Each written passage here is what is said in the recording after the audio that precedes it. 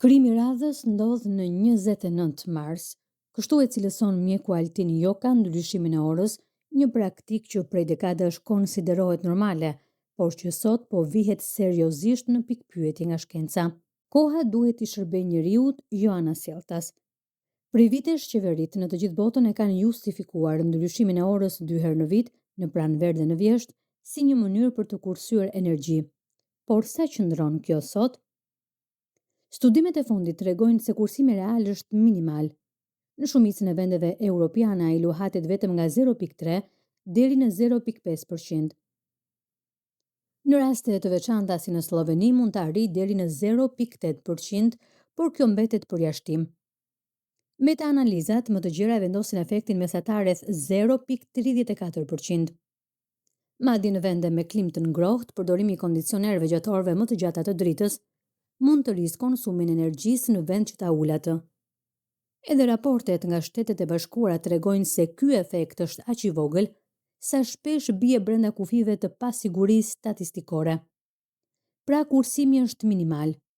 Por çfarë ndodh me trupin e njeriut?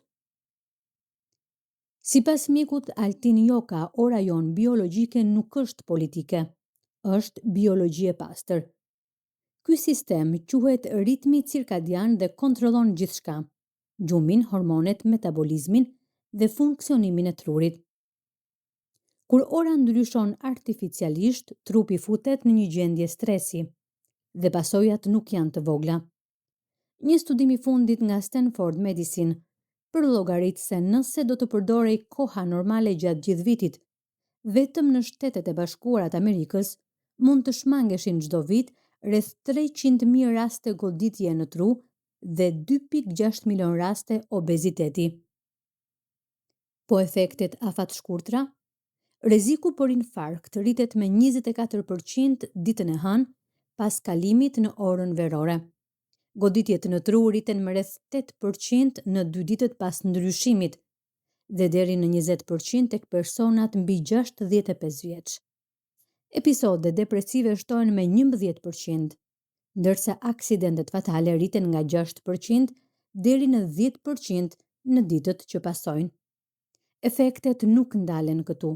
Raportohen përkeqësimi i humorit, rritje ankthi, ulje produktiviteti dhe më shumë aksidente, si në rrugë, ashtu edhe në vendin e punës.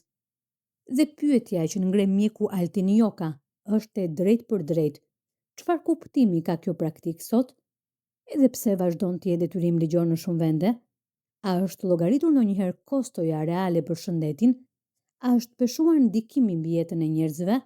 Sipas tij, nëse shëndeti i popullatës do të ishte prioritet real, kjo praktikë do të ishte ndalur prej kohësh. Sepse ora biologjike e trupit është ligji më i vjetër dhe më i saktë që njohim, shumë më i fortë se çdo vendim politik.